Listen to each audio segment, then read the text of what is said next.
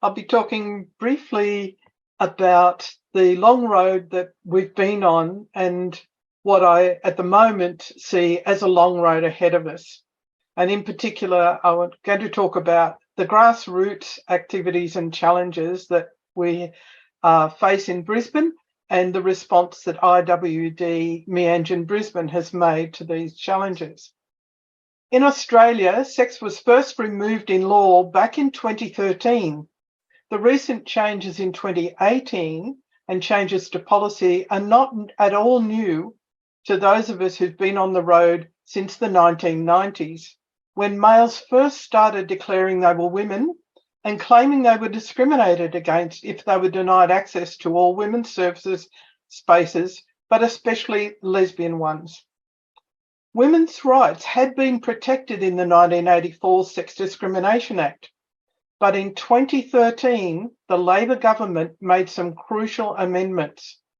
The definitions of sex were removed and gender identity, sexual orientation and sex characteristics were added as protected characteristics under the Act. Preceding this, in 2011, the Yogyakarta Principles had become Labor Party policy at their national conference. And one of the major aims of Yogyakarta Principles is to have all countries' governments to remove references to biological sex in legislation and policy. This happened very recently in New South Wales with the abortion law reform legislation, where the word woman was not mentioned anywhere in the bill. 2013 also saw the start of new social media platforms, affordable mobile phones, people being famous for being famous on YouTube, and the start of the trans identity industry aimed solely at children. In Australia, the adoption of Yogyakarta Principles, instigated by the Sex Discrimination Act, was taken up by every human rights commission in each state. And that has been a real challenge to having sex protected in laws and policy. In 2018, things tended to come to a head with the introduction in Australia of the first conversion therapy bill that criminalised any treatment of children that did not affirm their trans identity.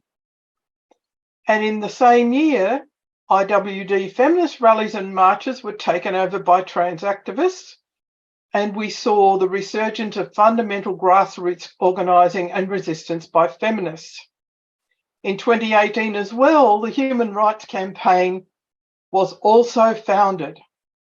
In Queensland, IWD Meanjin Brisbane responded to the situation and has ever since organised many grassroots events to try and raise awareness and protect women's and girls' sex-based rights in law and policy at both the state level and the federal level, remembering that the federal law, the Sex Discrimination Act, will override state policy and law.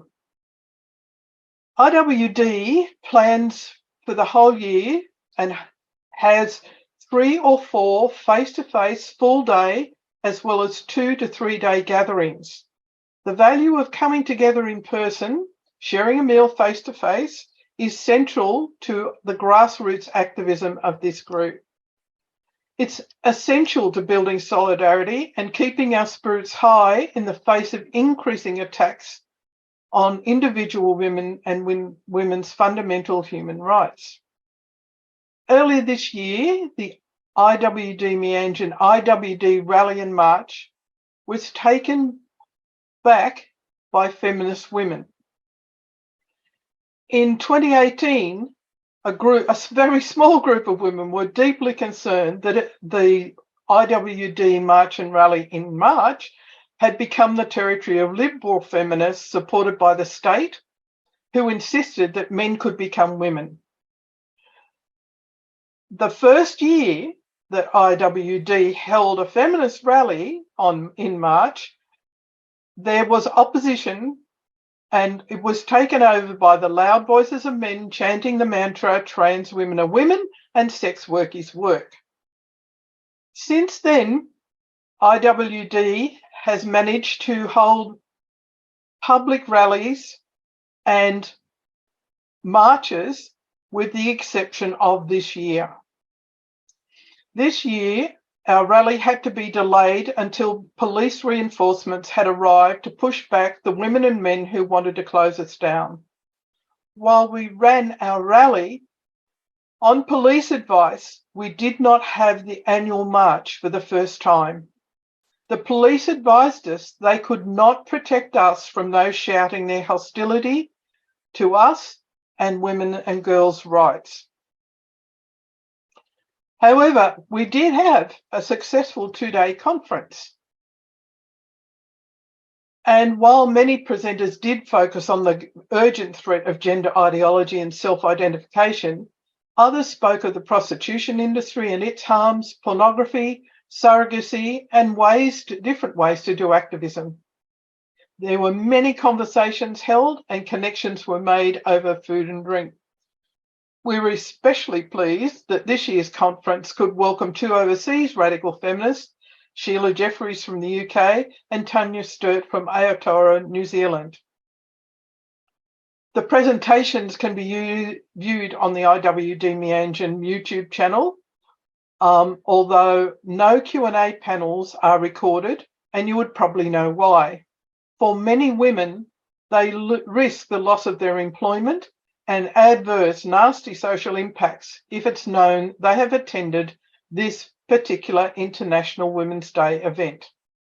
It's interesting to note that we have a Queensland Minister for Women, Shannon Fentiman, who prides herself on showcasing women's events in her annual March calendar for Women's Month, but she refuses to include any events hosted by IWD Meanjin Brisbane.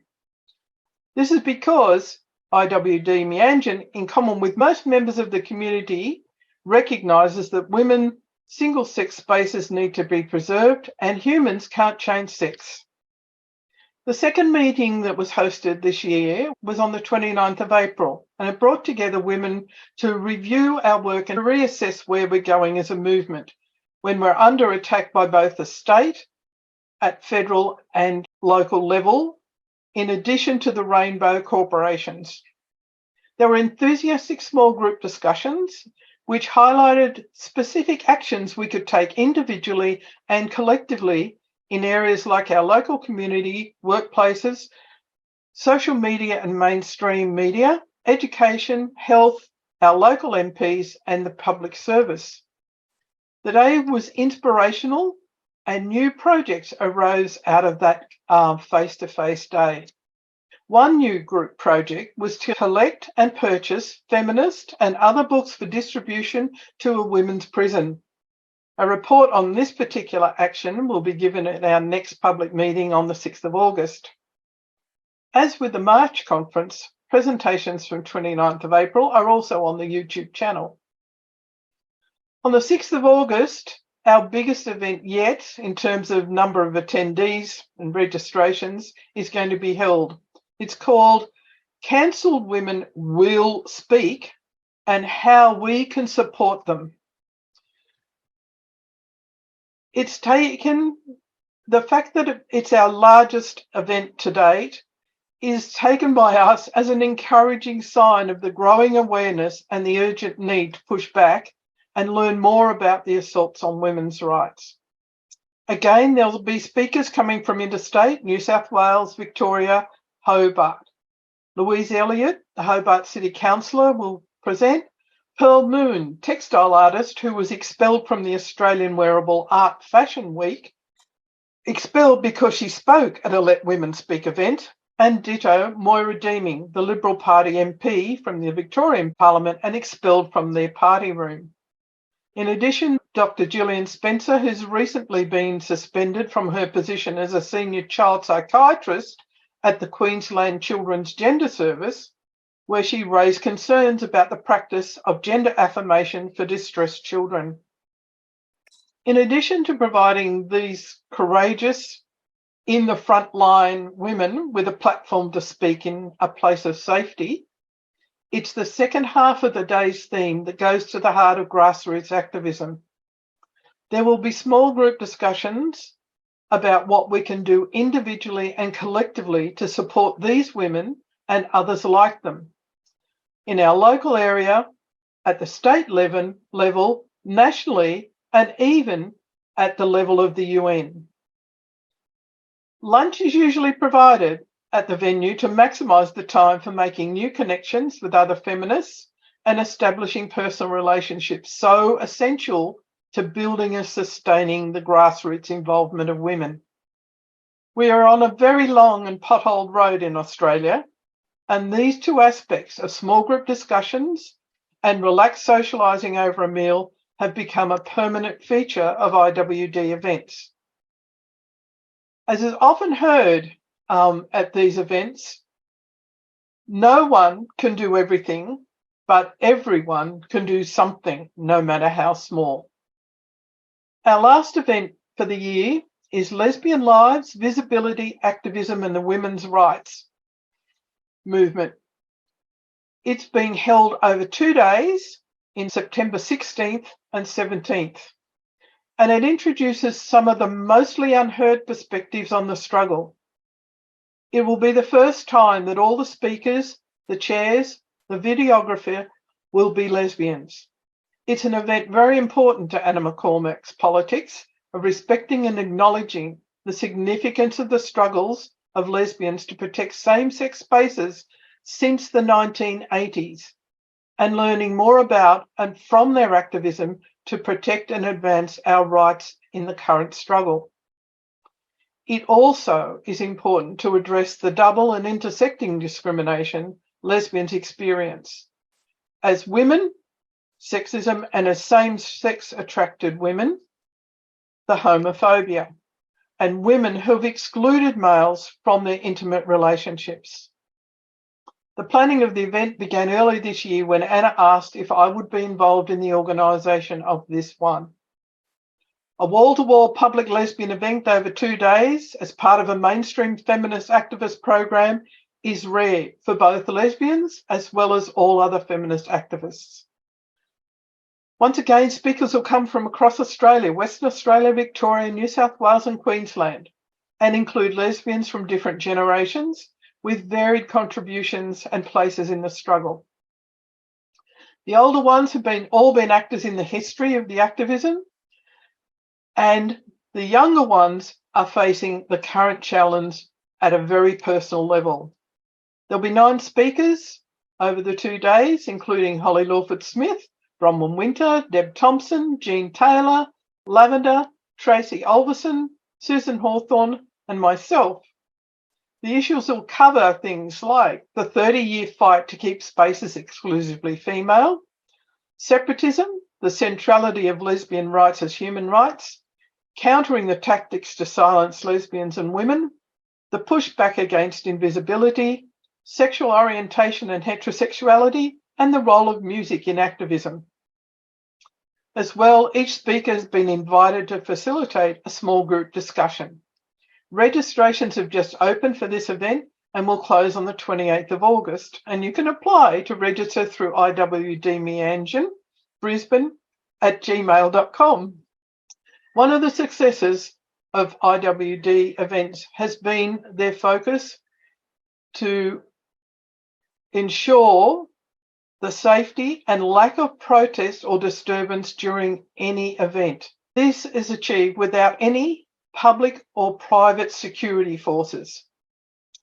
Whilst all the conference type events take place in public venues, there is no general public advertising, and it seems counterintuitive to building a grassroots movement to remain that secretive. But at this point in our political history and the climate in Brisbane, it's essential.